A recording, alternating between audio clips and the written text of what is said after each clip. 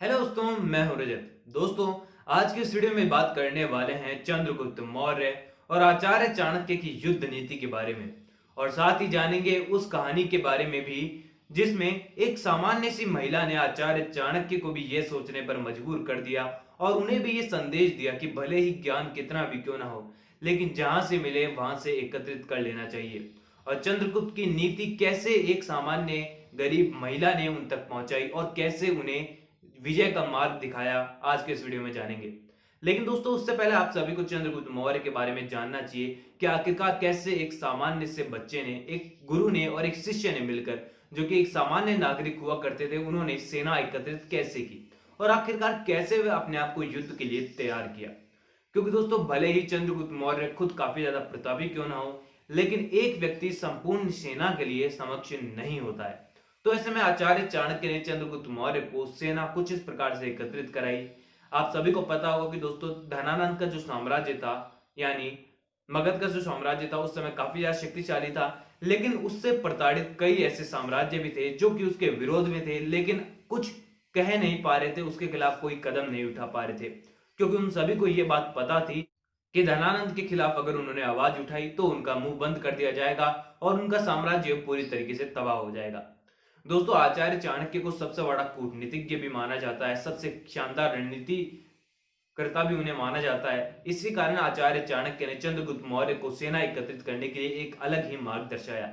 जिसमें दोस्तों ऐसा बताया जाता है कि चाणक्य ने जब सेना एकत्रित करनी चालू की, तब उनका एक नेतृत्व उन्होंने सामने रखा सभी के, वो था चंद्रगुप्त मौर्य। और उनकी सेना में दोस्तों डाकुओं से लेकर छोटे छोटे रियासतों के राजा भी शामिल थे। दोस्तों, ऐसा बताया जाता है कि आचार्य चाणक्य और चंद्रगुप्त मौर्य की सेना में बड़े बड़े डाकू और वहीं पे वह व्यक्ति जो कि धनानंद के साम्राज्य से परेशान है और वहीं से उनसे बचकर भाग रखे, जिनके मन में धनानंद के प्रति द्रोह है, उनको अधिकतम शामिल किया गया था। इस प्रकार चंद्रगुप्त ने अपनी छोटी सेना तैयार की। लेकिन दोस्तों, ऐसा बताया जाता है कि इतिहास में कि चंद्रगुप्त मौर्य धनानंद को हराने से पहले भी कई बार युद्ध हारा। दोस्तों, इसके बारे में ऐसा कहा जाता है कि चंद्रगुप्त मौर्य ने लगभग 4 से 5 बार धनानंद से युद्ध लड़ा, यानी मगध से युद्ध लड़ा, जिसमें निर्णायक ये 3 से 4 युद्ध ही माने जाते हैं। लेकिन इसके बीच में भी कई ऐसे मोर्चे हुए जिसमें भी चंद्रगुप्त मौर्य को हार का सामना करना पड़ा। क्योंकि दोस्तों, इसमें कोई शक की बात नहीं कि चंद्रगुप्त मौर्य के बाद से एक सेना थी, वो भी काफी ज्यादा सामान्य, जिसमें भी छोटी रियासतों के राजा और वहीं पे डाकू आदि शामिल थे। और वहीं पे धनानंद के बाद जो सेना थी, काफी धनवान और वहीं पे सारे हथियारों के साथ थी और वहीं पे काफी शक्तिशाली थी। लेकिन दोस्तों, जब चंद्रगुप्त मौर्य को लंबे समय तक हार का सामना करना पड़ा, आचार्य चाणक्य की भी नीति लगातार कार्य कर रही थी, लेकिन उसमें सफलता प्राप्त नहीं हुई। लेकिन एक बार दोस्तों, आप सभी को बता देना चाहता हूं कि इतिहास में यह भी वर्णन मिलता है कि जब चंद्रगुप्त मौर्य अपनी सेना को हार गया था और उसके बाद उसकी कुछ सेना ही बची थी और उन्होंने एक सामान्य से गांव में शरण ली थी, उस समय उनके जीवन में सबसे बड़ा बदलाव आया और उनकी जो नीति वह थी, वह पूरी तरह पलट गई। दोस्तों, बता दूं कि उस गांव में जब वे चंद्रगुप्त मौर्य और आचार्य चाणक्य रुके थे, तब वहां पर इतिहास में ऐसा बताया जाता है कि माँ बेटों का संवाद सुनकर, उनके बीच में हुई वार्ता सुनकर चाणक्य ने अपनी नई नीति बनाई और चंद्रगुप्त को भी एक नया मार्ग मिल गया। दोस्तों, ऐसा बताया जाता है कि जब वे उस गांव में रुक कर गए थे, तो वहां पर उन्होंने एक माँ और बेटे का संवाद सुना और उसको लेकर अपनी नई रणनीति तैयार की। दोस्तों, ऐसा बताया जाता है कि जब बच्चे को माँ के द्वारा खिचड़ी परोसी जाती है खाने के लिए, तो बच्चा सीधे बीच में उसमें उंगली डालता है और उसका हाथ जल जाता है। तो ऐसे में वह माँ के सामने रोने लगता है और उनकी माँ उसे समझाती है कि बेटा, अगर तुम सीधे ही बीच में खिचड़ी खाने के प्रयास करोगे, बीच से खिचड़ी खाने का प्रयास करोगे, तो वह गर्म तो जरूर लगेगी, क्योंकि किनारों की जो भी गर्मी होती है वह जाकर बीच में एकत्रित हो जाती है और बीच का जो हिस्सा होता है वह काफी ज्यादा गर्म हो जाता है। तो ऐसे में शुरुआत करनी चाहिए किनारों से, क्योंकि किनारे अक्सर ठंडे हुआ करते हैं और उनको खाना काफी ज्यादा आसान होता है। और अगर तुम सीधे ही बीच में से खाने का प्रयास करोगे तो मुंह तो जलेगा ही।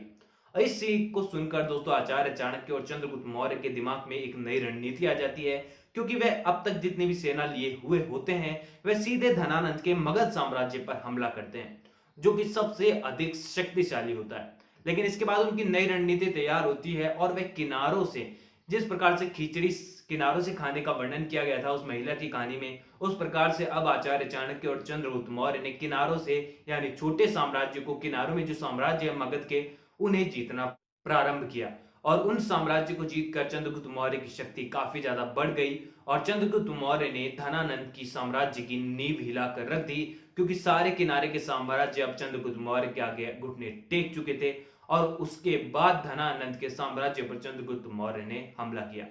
दोस्तों ऐसे में ये हमें सभी को आज के समय में भी काफी ज्यादा ध्यान रखना चाहिए, क्योंकि दोस्तों अगर हम अपने शत्रु की नींव कमजोर कर देते हैं तो शत्रु अपने आप अपने घुटनों पर आ जाता है। इस बात का वर्णन चाणक्य ने अपनी चाणक्य नीति में भी कुछ